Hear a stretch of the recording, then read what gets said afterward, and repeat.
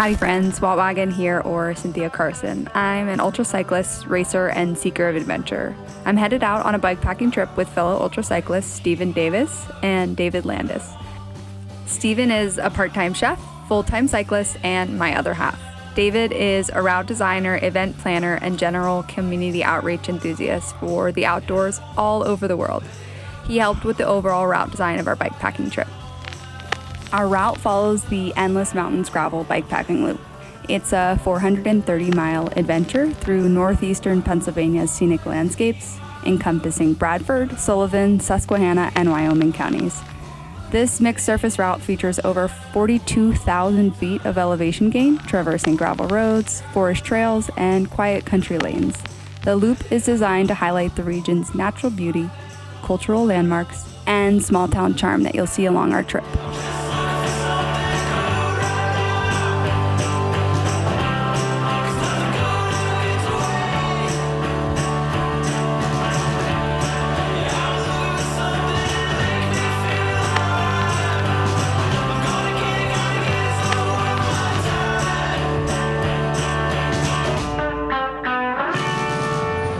An early morning meant for lots of coffee, and of course, all that Becky's Diner had to offer on the menu. David went for the French toast with plenty of whipped cream. After we fueled up, it was time to hit the road for some miles in the chilly morning. We scooted from the New York border in Waverly through rolling hills and pristine gravel. The route has over 270 miles of unpaved roads, a gravel bikepacker's dream. We made a quick detour through Mount Pisgah State Park with a peaceful view of the small lake.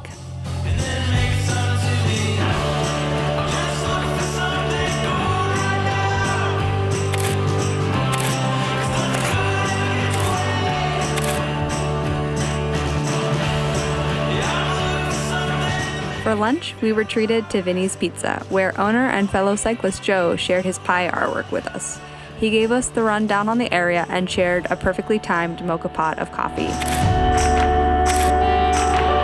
Rejuvenated and caffeinated, and we're back on the road for the second push of the day through Armenia Mountain. We found ourselves on top of the climb, rolling into greener pastures, probably my favorite place along the entire route. From gathering eggs right from the hen's house to the best kind of puppy love.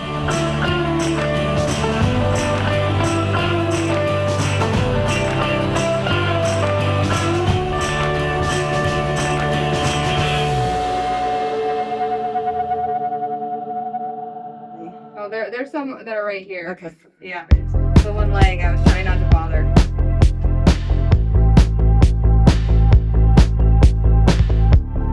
Some eggs for us, guys. Alright, do you need more? No, I think that's it. Smell this, right? And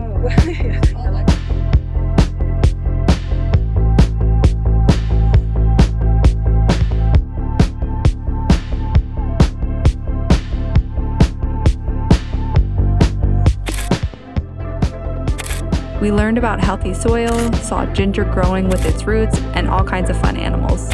We spent more time than we planned and headed down the mountain to our stay for the night in Canton.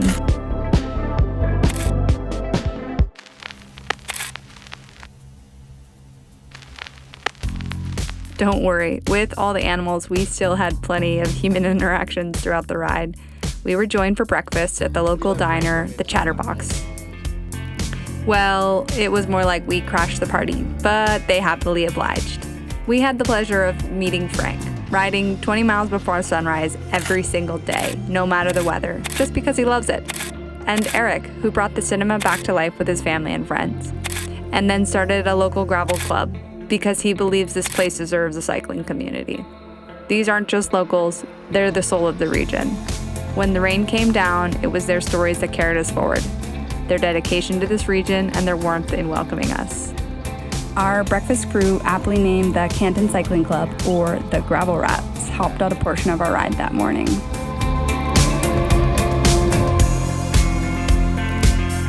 The skies continued to drizzle, but we were lucky enough to have great conversation and tree coverage towering over us as we climbed up over the Endless Mountains from Canton and into the Loyalsock State Forest. Hey, corn dog. Smile! We are at McCarty Mercantile, which is a little country store here. and kind of a community center, center of life in these places. So. And she's got a 150-year-old safe this building got built around. She'd show the camera and just whatever. So.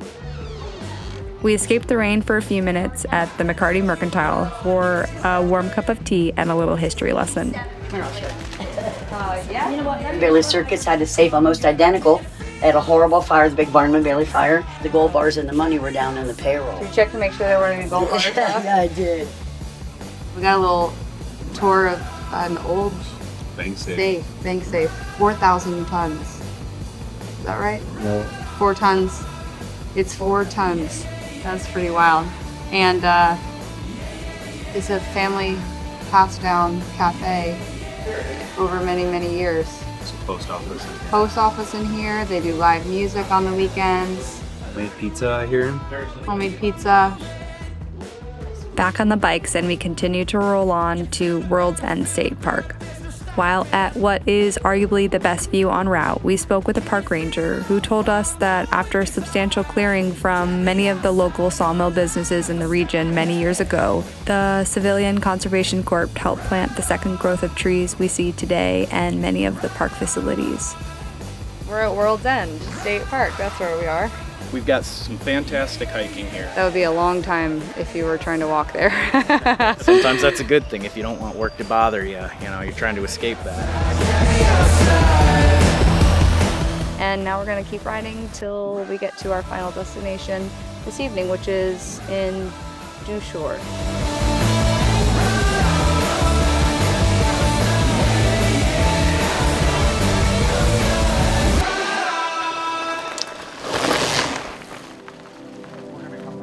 After our chat, we continued with some beautiful mossy tree-lined descents.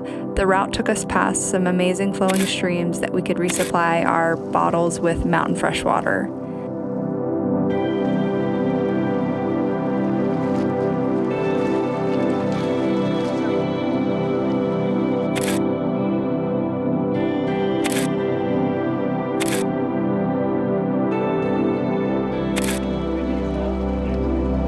The rain was coming down in the forest, but the moods were high. After a quick bike wash, we were on to Dushore for a stay at the Twin Spruce Tourist Home.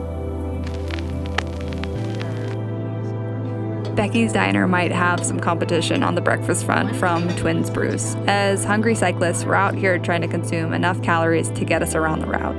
We certainly had no problem with resupply and tasty restaurants along the Endless Mountains gravel route, which is truly a bikepacker's dream. I mean, baked French toast? Come on! My second favorite stop might have been the Jolly Trolley.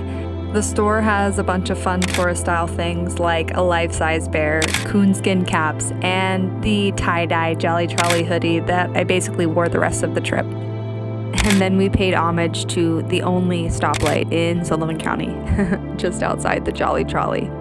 Remember how I was just talking about calories? Well, the Dandy is the gas station of dreams. Something so unassuming to most folks is what I hope to find while riding or racing.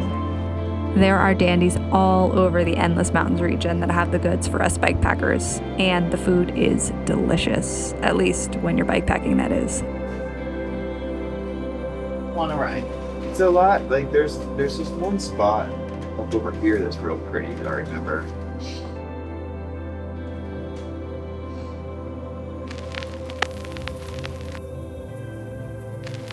Chef Sabano made us a beautiful breakfast here. I believe we're having oatmeal and shashuka, but I need to hear it from the master. Overnight oats made with oat milk, some pecans, some slivered almonds, dried cherries, and organic oats, fresh berries, and the local maple syrup. I swear we're riding our bikes, not just eating.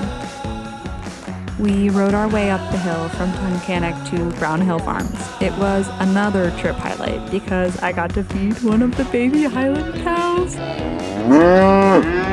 were all Swiss animals from goats to sheep. The babies were the cutest.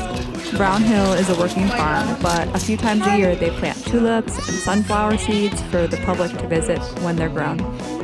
We were at the tail end of the tulips and got to take a few with us. all behind. Yeah, we're ready. We're on top of the world, yeah, we're feeling so good. Now we're walking the path that they can bring us down. We're on top of the world, yeah, we're feeling so good. Now we're walking the path that they can bring us down. I'm the third wheel on my tour here. This is couples tour this week. As we winded around the route, we came across one of the big viaduct bridges in the area. The sheer magnitude of the bridge was truly unbelievable and breathtaking. We found a little lunch spot called the Dog House in Hop Bottom and had to try their fish sandwich. We feel the rush of blood in our veins. We can have it all, we can find more. And I know everyone be waiting for the sound to show me. And all the dreams we have are ready for reality. We don't know, we don't care how we got here, but we won't stand still. It's time to go. We're on top of the world, yeah, we're feeling so good. Now we're walking the path that they can bring us down. We're on top of the world, yeah, we're feeling so good. Now we're walking the path that they can. Some local company and a few stories, and we were off again to the second bridge. The Endless Mountains route brought everything you might want on a bikepacking trip.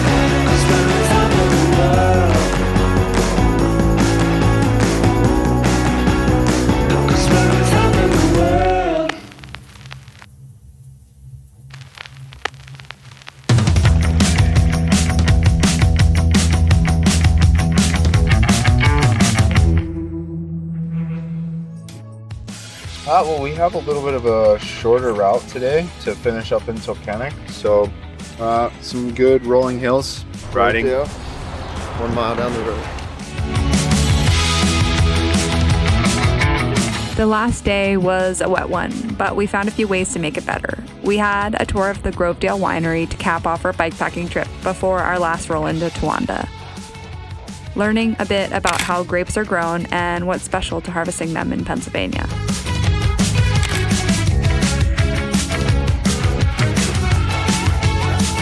Our trip started on the caboose and finished there with a round of high fives.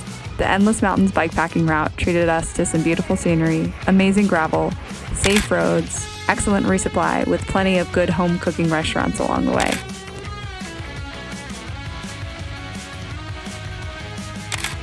The route brought everything you might want and more on a bikepacking trip. Each year on the third weekend of September, there's a Grand Depart race on the Endless Mountains bikepacking route.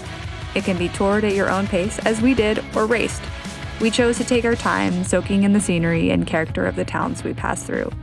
But if racing is more your thing, and often it's mine too, you can test yourself on the Endless Mountains 430 miles.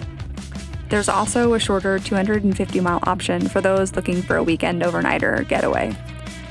You can find more about the Endless Mountains gravel route through the details in the description below and on RideWithGPS. Thanks for joining us on our trip through the Endless Mountains of Pennsylvania.